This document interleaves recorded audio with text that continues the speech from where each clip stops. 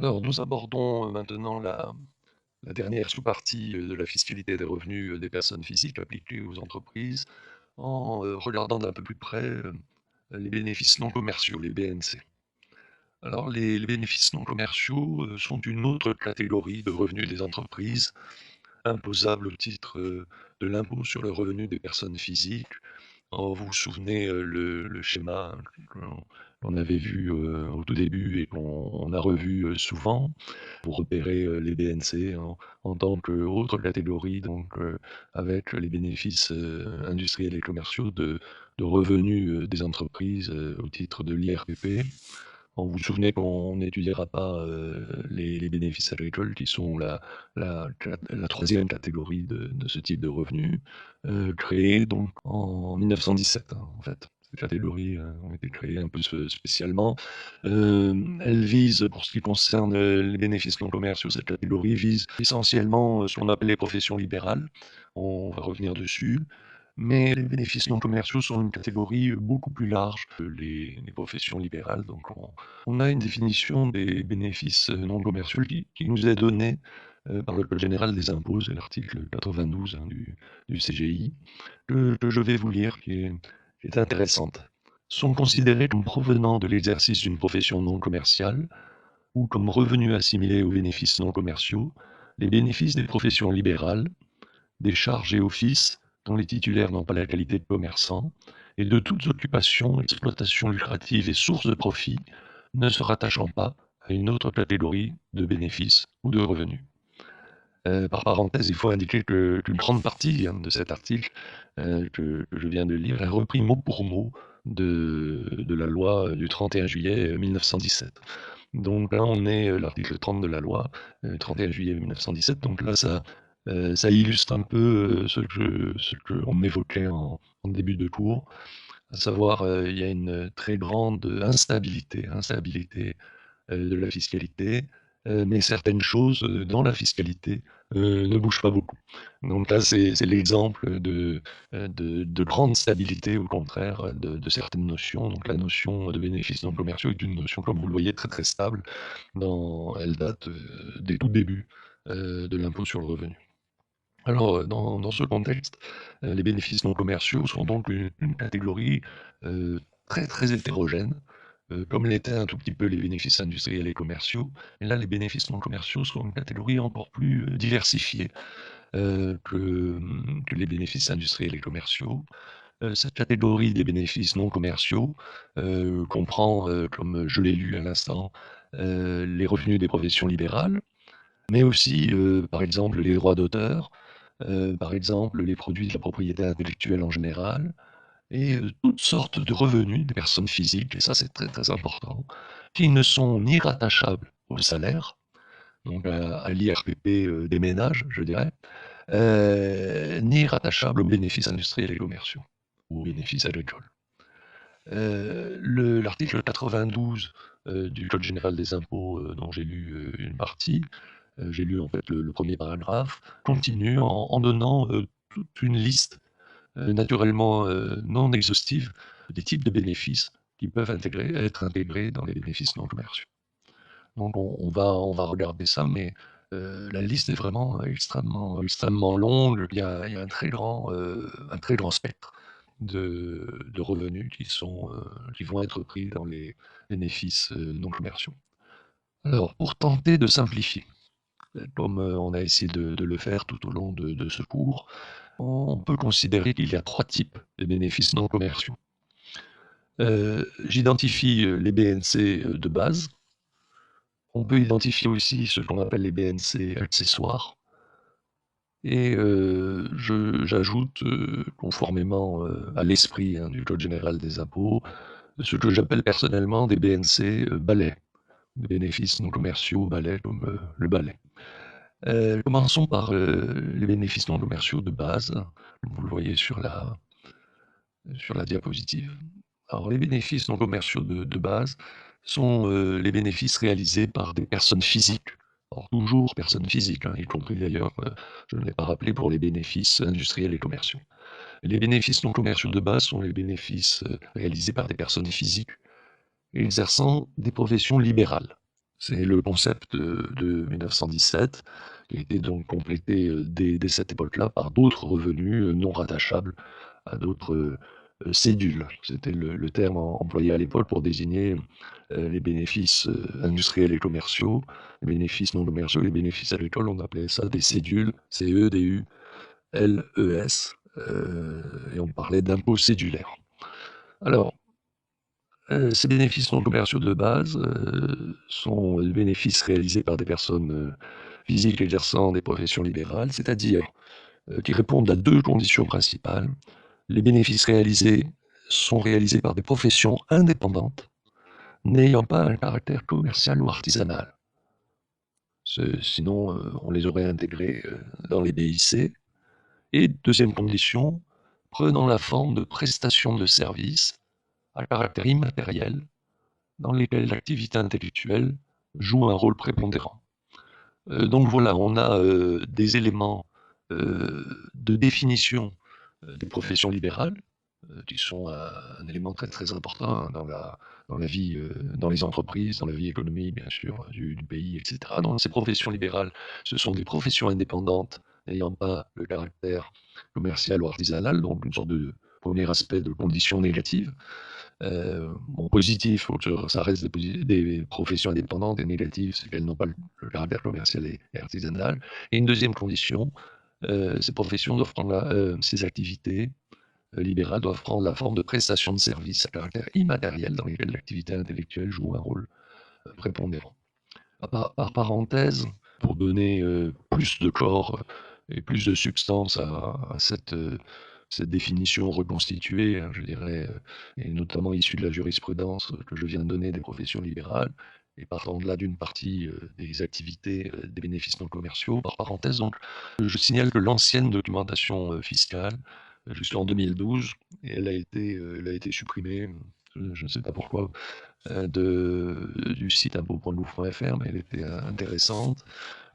Cette ancienne documentation fiscale nous renseignait bien sur la notion de profession libérale et disait la chose suivante, le texte est un tout petit peu long, mais je le trouve intéressant, notamment à titre d'exemple, hein, pour bien fixer les idées, sont qualifiées de professions libérales. Et on reprend ce que je viens d'indiquer, les professions dans lesquelles l'activité intellectuelle joue le principal rôle et constitue en la pratique personnelle d'une science ou d'un art. Leurs titulaires exercent leur activité en toute indépendance, ce qui les distingue des salariés. C'est les recettes provenant de l'exercice de ces professions constituent dans une très large mesure la rémunération d'un travail personnel. Certaines professions libérales sont organisées en ordres, médecins, avocats, experts comptables, géomètres experts, architectes, etc. Et leurs membres doivent respecter les règles de déontologie fixées pour la profession. Les ordres ont pour mission d'assurer la discipline et la lutte contre l'exercice illégal de la profession. L'ancienne documentation poursuit. Sans que cette énumération puisse être considérée comme limitative, on peut citer au nombre des professions libérales celles de médecins, dentistes, chirurgiens, vétérinaires, sages-femmes, infirmières, masseurs-kinésithérapeutes, architectes, avocats, professeurs libres, hommes de lettres, artistes peintres, artistes sculpteurs, artistes compositeurs, etc., géomètres experts, experts comptables, ingénieurs conseils, mandataires agréés près les tribunaux de commerce, commissaires aux comptes. Voilà, donc ça c'est une définition de l'ancienne documentation fiscale qui donne vraiment une idée de ce que constituent les professions libérales. Alors aujourd'hui, le précis de fiscalité 2018, hein, dans son paragraphe 2411, donne également une liste indicative qui est très très large des revenus relevant des bénéfices non commerciaux. Alors je vais vous lire simplement quelques aspects de cette liste très rapidement parce qu'elle est vraiment très longue et elle n'est pas exhaustive. Elle n'est pas limitative non plus, comme la précédente liste évoquée dans l'ancienne documentation fiscale. Je vous lis quand même quelques aspects tirés au hasard de cette liste. Alors sont également considérés comme des bénéfices non commerciaux Donc, outre les professions libérales qui sont organisées, c'est moi qui précise ça entre parenthèses, outre, les professions libérales organisées comme, sous forme d'ordre, hein, qu'on vient de lire, sont également considérées comme, professions relevant des bénéfices, non commerciaux, celles qui tirent des revenus de l'exercice, d'activités, diverses. Il s'agit notamment, alors là, c'est une liste de revenus, mais qui vise des professions. Alors, les redevances versées aux artistes, du spectacle prêtant leur concours à des enregistrements, des commissions, des agents et sous-agents d'assurance, des rétributions perçues par les boxeurs professionnels et les coureurs cyclistes professionnels sur route ou sur piste, les rémunérations de dessinateurs de journaux non titulaires de la carte professionnelle de journaliste, des revenus perçus par certains collaborateurs, occasionnels de publications, les profits réalisés par les entraîneurs éleveurs sans sol de chevaux de course. Heu, donc c'est les entraîneurs, non propriétaires, de leur établissement, oui. Qu'est-ce qu'il y a encore? Les rémunérations et avantages en nature alloués par leur club aux joueurs, professionnels de football. Alors il y a une petite erreur dans le texte du précis. Il parle de joueurs promotionnels de football, mais c'est professionnel qu'il faut dire. Je continue. Les revenus des guérisseurs, magnétiseurs et rebouteux, hein, j'avais déjà utilisé la formule, un peu plus avant dans le cours. Les commissions reçues par les interprètes. Bon. Les gains tirés de la vente d'unités de compte virtuels stockés sur un support électronique, notamment les bitcoins, lorsqu'ils sont occasionnels.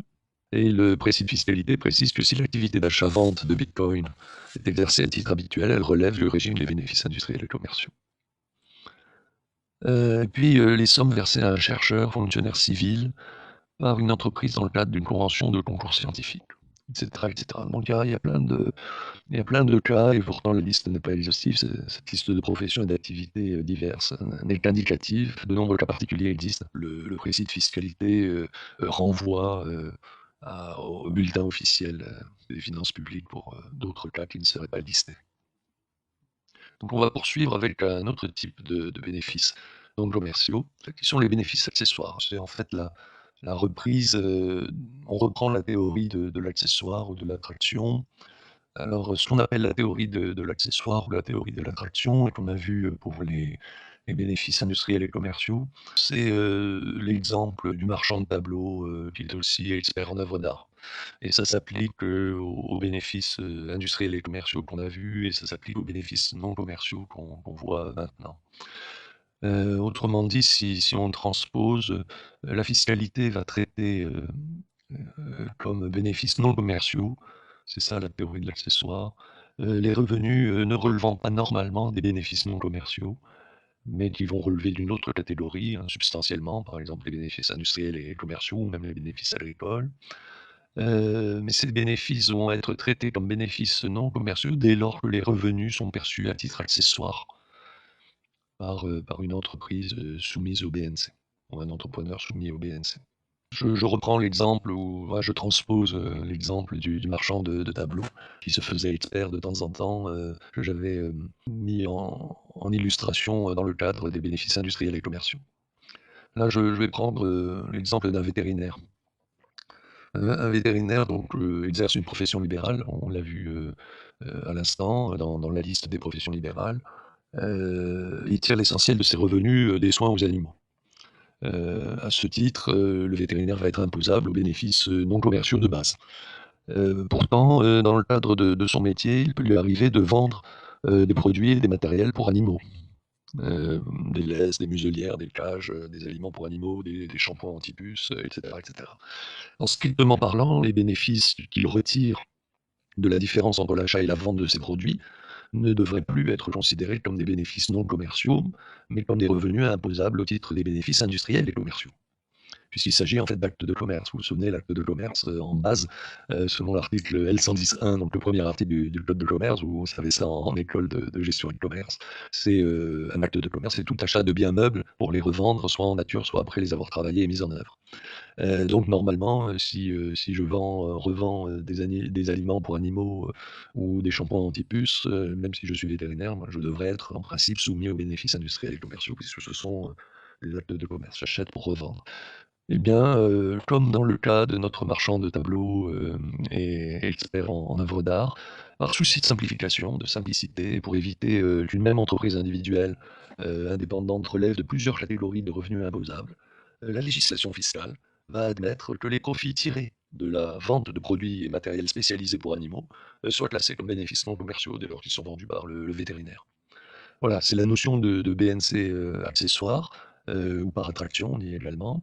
Alors naturellement, cette situation, va être soumise à évolution, hein. C'est-à-dire que, en principe, cette situation, de rattachement, d'activités commerciales, donc la vente de produits, aux activités, aux revenus de profession, aux bénéfices non commerciaux ne durera, que tant que l'activité de vente rapportera moins que l'activité de soins aux animaux. Mais là, on a, c'est très, très intéressant, on a de nouveau une illustration de ce qu'on a évoqué depuis le début du cours. Très, très tôt même, je crois, dans l'introduction, j'ai dit que la fiscalité, ben, ça n'est pas du droit, ça utilise le droit, mais ça n'est pas strictement du droit. Vous voyez encore une fois qu'on a une vision tout à fait pragmatique, c'est-à-dire que l'idée, c'est de récupérer de l'argent.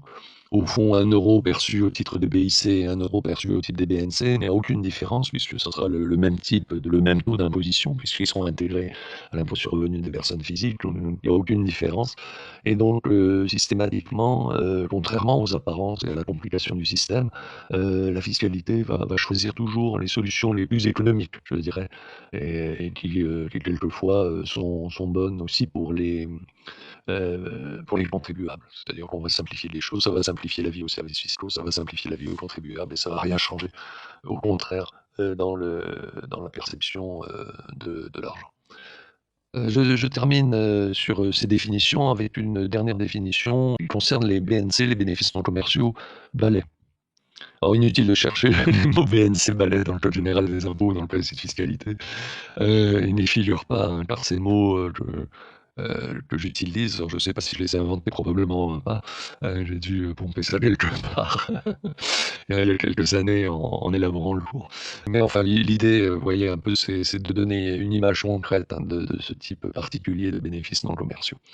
Ce type de bénéfice, résulte en effet de la définition que j'ai lue, tout à l'heure, des bénéfices non commerciaux donnés par le code général des impôts et qui nous vient de la loi de 1917, hein, qui avait réajusté en quelque sorte la loi de 1914 qui créait l'impôt général sur le revenu. C'est pour ça qu'on date la création de l'impôt sur le revenu des personnes physiques de 1917. Cette loi de 1917 qui a été reprise dans l'actuel code général des impôts, l'article 92, tiret 1, nous dit, que sont visés, je relis simplement l'article, qui est l'article 92.1, du code général des impôts. Attendez, je vérifie. Donc là, oui, c'est bon, c'est 92.1, j'ai pas la mémoire des chiffres, hein, c'est pour ça. Nous dit, les bénéfices les bénéfices non commerciaux visent également les bénéfices de toute occupation, exploitation lucrative et source de profit, ne se rattachant pas à une autre catégorie de bénéfices ou de revenus. Autrement dit, quand on ne sait pas dans quelle catégorie classer certains revenus perçus par les entreprises ou les particuliers, on les met en BNC, et ça répond, à un des caractères de la fiscalité, hein, aussi, qui est de chercher, par principe à imposer tous les revenus. On avait déjà vu, cet aspect-là avec les revenus, les produits d'activités, illicites, à chercher toujours, la voie la plus économique, la plus facile de tout imposer. Alors l'intérêt des BNC, balais est donc double, comme je l'indique très très rapidement sur la diapositive. Alors quel est cet intérêt double? C'est qu'avec ce type d'imposition, aucun revenu ne reste, sans rattachement à un impôt. Donc c'est vraiment le souci, de balayer large, hein, de ratisser large. Et 2e intérêt, c'est que les BNC balais permettent d'imposer des revenus difficilement classables. Dans la liste que j'ai un tout petit peu lue, hein, tout à l'heure de revenus, qui peuvent être rattachés au BNC, je vous ai lu des revenus de professions, un peu curieuses, hein, les magnétiseurs, les guérisseurs et cetera. Il y a aussi, je ne vous ai pas lu ça, mais il y a aussi les revenus des joueurs de poker, des trucs comme ça qui doivent être, dès lors qu'ils ont une activité professionnelle, qui doivent être soumis aux bénéfices, non commerciaux. Donc vous voyez, tout ça, c'est des revenus, difficilement classables. Les revenus d'artistes, c'est pas toujours facile à classer. Quelquefois, les artistes ne font pas que ça non plus, donc vous voyez? Donc l'idée, c'est toujours ce double intérêt des BNC, c'est naturellement un double intérêt d'abord pour, la fiscalité, pour le fisc, hein, de ratisser large et de ne laisser aucun revenu sans rattachement à l'impôt, comme je l'ai dit. Et ça permet de compléter, de verrouiller l'ensemble du système de la fiscalité. C'est-à-dire, ça paraît un peu, comme je le disais au début, un fatras, puis en fait, bon, c'est pas exactement, le cas, mais ça permet aussi de tirer, comme je le lisais, tout à l'heure, des revenus, générés, par peu de contribuables. Bon, parce que les guérisseurs, il ne doit pas y en avoir des masses par rapport aux médecins, par exemple, ou à d'autres professions libérales. Ou alors des gains issus d'activités innovantes. Alors quelques exemples. On a évoqué tout de suite avant, des gains, tirés de la vente d'unités virtuelles stockées sur support électronique et notamment des bitcoins lorsqu'ils sont occasionnels. Mais comme je l'indiquais aussi, je le reprends en exemple, il n'y a pas de nécessité que l'activité soit légale, hein. Ça n'est pas une condition nécessaire à l'imposition des revenus. On rappelle que contrairement aux charges, hein, qui pour être déductibles doivent être légales, et aussi dépensées par et pour l'entreprise et comptabilisées dans l'année, les produits imposables n'ont pas besoin d'être obtenus légalement. Leur comptabilité peut être reconstituée, donc les revenus donc, des activités illicites, hein, non déclarées, illégales, et cetera, sont également imposables dans la catégorie des bénéfices non commerciaux, dans cette petite catégorie, qu'on appelle les bénéfices non commerciaux au balai, hein, si vous voulez. Donc je reviens pas sur l'exemple, que j'avais donné, précédemment. Vous vous souvenez, les exemples, de qui consistaient pour l'État à taxer, des activités illégales mais qui pouvaient heurter, le raisonnement, parce qu'on se disait: «Mais à partir du moment où l'État taxe cette activité, de manière indirecte, l'État reconnaît, cette activité». Non, c'est pas du tout, le cas. Je reviens pas sur le développement, mais sachez que les activités, illégales, donc qui sont inclassables, hein, d'une manière générale, vont être en fait, rassemblées dans les BNC Balai. Voilà, on va aborder maintenant la notion, de bénéfice imposable au titre, des BNC, des bénéfices, non commerciaux. Dans un premier temps, on va voir les principes. Alors ces principes sont relativement simples, ils sont même très simples. Un premier principe concerne la territorialité, un deuxième principe concerne la notion, de bénéfice imposable. Premier principe, sur la territorialité, ben, on applique les mêmes règles de territorialité qu'à l'impôt sur le revenu des personnes physiques, comme d'ailleurs pour, les bénéfices industriels et commerciaux. Autrement dit, on va comptabiliser les recettes et les dépenses de l'entreprise, réalisées sur le territoire fiscal de la France, et hors du territoire fiscal de la France. Dit en d'autres mots, on va intégrer dans, les recettes et les dépenses de l'entreprise l'ensemble des recettes et dépenses, quelle que soit leur origine géographique. Donc c'est très simple, on fait, de la même manière d'ailleurs que pour les ménages, et pour, les bénéfices industriels et commerciaux. Donc on est vraiment dans la catégorie de l'imposition des revenus des personnes physiques et donc on prend l'ensemble du revenu, hein, pour ce qui nous concerne et l'ensemble, des dépenses, quelle que soit leur origine géographique. Donc ça, c'est un 1er principe concernant la territorialité de l'impôt. Alors je rappelle par parenthèse, hein, que le territoire fiscal de la France, est constitué de l'ensemble des départements français, les 101 départements français et la mer territoriale qui borde, ces départements, donc ça c'est un 1er point. En dehors de ce territoire fiscal et ben, on est, dans du territoire qui est considéré comme étranger, du point de vue de la fiscalité des revenus, alors qu'il peut être français, hein, du point de vue constitutionnel. Il s'agit par exemple des collectivités d'outre-mer comme la Polynésie, Saint-Pierre-et-Miquelon, la Nouvelle-Calédonie par exemple, qui vont être considérés fiscalement comme du territoire étranger, alors que, ce sont des territoires français, hein, d'un point de vue, constitutionnel. Mais, pour ce qui concerne les bénéfices industriels et commerciaux, à partir du moment où, l'entreprise a sa résidence, sur, le territoire, fiscale de la France, donc dans un des départements français, eh ben, à ce moment-là, on va comptabiliser l'ensemble des revenus et l'ensemble des dépenses faites par cette entreprise, quelle que soit leur origine géographique. Naturellement, sous réserve des autres contraintes de nature de dépenses, de déductibilité des charges, bien sûr. Deuxième principe, le bénéfice imposable au titre des bénéfices non commerciaux va être constitué par l'excédent des recettes totales sur les dépenses nécessitées par l'exercice de la profession.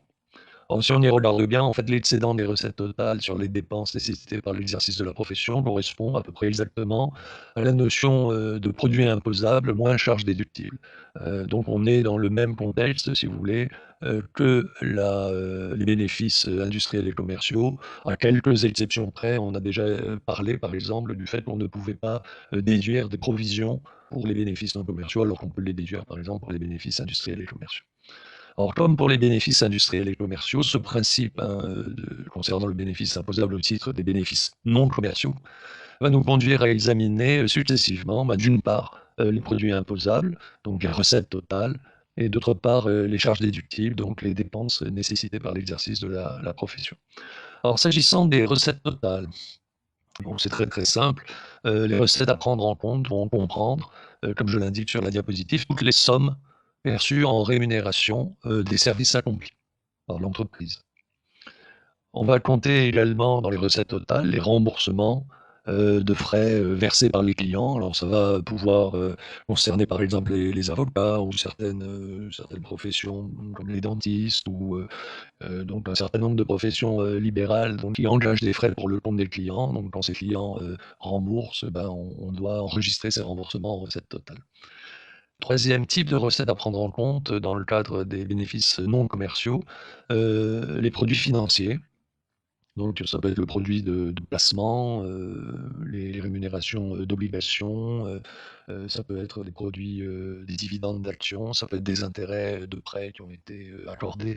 Par exemple, on peut imaginer des notaires qui accordent des prêts à leurs clients, et cetera. Donc ces prêts rapportent des intérêts, donc des produits financiers qui sont intégrés naturellement dans l'activité de l'entreprise.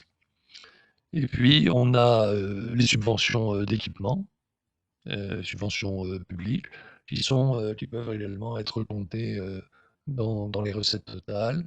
Et pour terminer, on a les plus-values, c'est-à-dire la différence positive entre la vente d'une immobilisation et son achat. Donc quand on vend une immobilisation, quand on cède une immobilisation après un certain temps de détention, on peut réaliser donc un bénéfice qu'on va appeler une plus-value dans ce cadre-là, et cette plus-value va être également imposable. Alors il y a des règles particulières qu'on n'a pas évoquées sur l'imposition des plus-values, selon qu'il s'agit de plus-values à court terme ou à long terme. Le mode d'imposition et les taux d'imposition ne sont pas exactement les mêmes, mais ce sont des particularités qui existent pour l'ensemble de la fiscalité, hein, y compris la fiscalité des bénéfices industriels et commerciaux, et la fiscalité au titre de l'impôt sur les sociétés. Alors, on a vu les recettes, voyons maintenant les dépenses qui correspondent donc aux charges déductibles. Alors, on a fort heureusement des principes identiques aux bénéfices industriels et commerciaux, sachant que pour les bénéfices non commerciaux, il n'y a pas non plus de liste limitative des dépenses ou des charges déductibles, hein. L'article 93.1 du code général des impôts n'étant pas limitatif, hein, pas plus que l'article 39 hein, concernant les bénéfices industriels et commerciaux. Donc il n'y a pas de définition légale et exhaustive hein, des charges déductibles au titre des bénéfices non commerciaux. En pratique, il apparaît quand même que pour être déductibles, les dépenses doivent bien sûr être nécessitées par l'exercice de la profession et donc se rattacher à ce qu'on a appelé déjà une gestion normale de l'entreprise, ce qui exclut en principe les dépenses par exemple à caractère personnel. Les dépenses doivent aussi respecter les limites générales de déductibilité évoquées plus haut, hein. Quand on a parlé des BIC, je rappelle quand même qu'il y a des limites à caractère matériel, dedans donc la nature des charges, Certaines charges sont considérées par principe comme n'ayant pas de lien avec l'exploitation et ne sont pas déductibles. Il peut s'agir de ce qu'on appelle les dépenses somptuaires. Par exemple, des dépenses relatives à la chasse ou à l'exercice non professionnel de la pêche, ou des dépenses relatives aux résidences d'agrément, comme on dit, ou alors encore des dépenses d'acquisition, d'entretien de navires de plaisance, par exemple. Donc ça, ce sont des dépenses qui ne sont pas en principe déductibles, sauf si on arrive à prouver qu'il y a un lien manifeste avec l'intérêt de la société, ou l'intérêt, pardon, de l'entreprise. Les dépenses excessives non plus ne peuvent pas être prises en compte. Là, on est toujours dans les principes qu'on appliquait également pour ce qui concerne les bénéfices industriels et commerciaux. Donc, même principe pour les bénéfices non commerciaux. Les dépenses illicites, on l'a vu, ne sont pas non plus par nature des charges déductibles, des dépenses qui peuvent être prises en compte dans le bénéfice imposable au titre des bénéfices non commerciaux. Or, certaines charges sont déductibles, mais pour une partie seulement de leur valeur. Il y a des limitations. Par exemple, des intérêts versés aux associés dans le cadre d'une société en nom collectif, par exemple, une société de personnes qui va être imposable au titre des bénéfices non commerciaux. Par exemple, une société de moyens dans le cadre d'une profession libérale, plusieurs médecins qui s'associent pour gérer leur cabinet médical, etc. Donc il peut y avoir un certain nombre de ristournes de rémunération des associés. Elles seront plafonnées. Rémunération aussi des dirigeants salariés lorsqu'ils existent, hein. Ça fait l'objet d'un plafonnement. Et enfin, la fiscalité française en général, donc quand je dis en général, c'est-à-dire pour les bénéfices industriels et commerciaux, comme pour les bénéfices non commerciaux dont on parle maintenant, va soumettre certaines dépenses à des exigences de justification, hein. Par exemple, la rémunération des personnels. L'idée étant de bien s'assurer que les personnes sont rémunérées pour un travail effectif et qu'elles ne sont pas surrémunérées. Les frais de voyage et de déplacement aussi doivent être contrôlés et justifiés. Les dépenses et charges afférentes au véhicule, les frais de réception, les cadeaux d'entreprise, tout ça doit faire l'objet de justifications qui peuvent être demandées donc, par l'administration fiscale. Donc voilà pour les limites matérielles. On est pour les bénéfices non commerciaux dans le même cadre à peu près, ou quasiment, que pour les bénéfices industriels et commerciaux.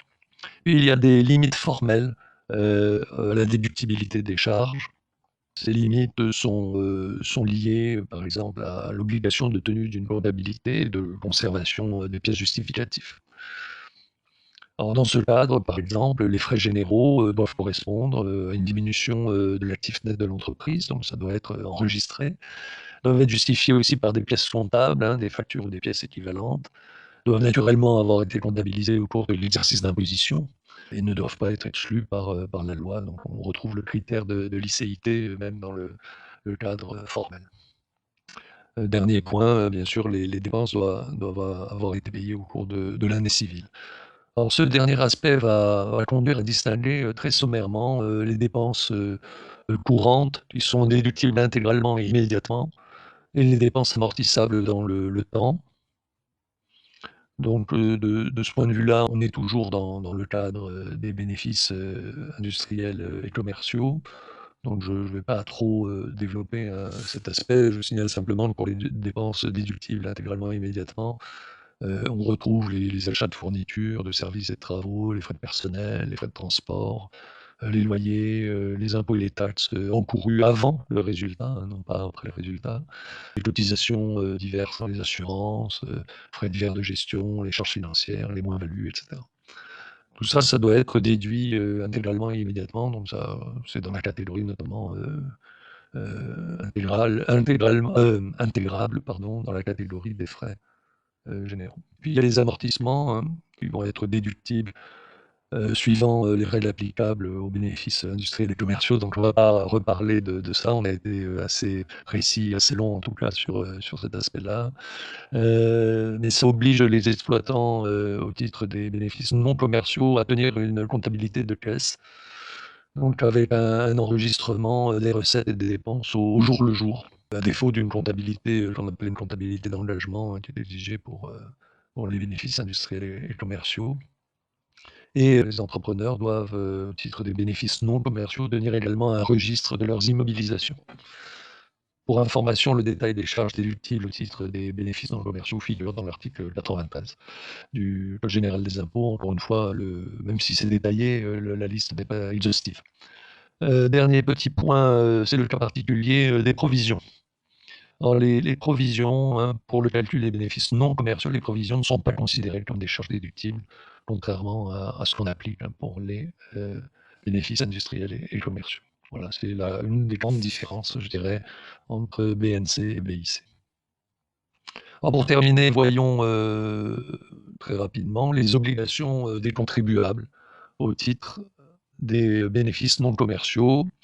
Bon là, c'est très simple, hein, sauf, le cas particulier qu'on n'étudie pas ici, hein, du régime spécial des micro-BNC, en particulier pour les auto-entrepreneurs, enfin ceux qu'on appelait les auto-entrepreneurs, il n'y a pas si longtemps. Les contribuables au titre des BNC, normaux, je dirais, ont les obligations, suivantes. En fait, 3 grandes obligations principales.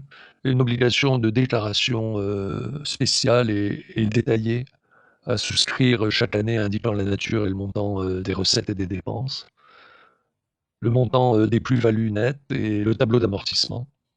Donc, déclaration, contrôlée naturellement. Les étudiants, pourront, consulter, hein, les formulaires de déclaration spéciale, sur, le site, impôts.gouv.fr. Donc, un formulaire de déclaration propre aux bénéfices, non commerciaux. Deuxième obligation, c'est la tenue, d'une comptabilité sous forme d'un livre-journal, donc c'est ce qu'on appelle dans le jargon, quelquefois, hein, une comptabilité de ménage. C'est-à-dire que l'entrepreneur va enregistrer au jour le jour, les recettes et les dépenses, ainsi que l'identité, des clients et des fournisseurs, le montant et la date et la forme des versements, reçus ou payés.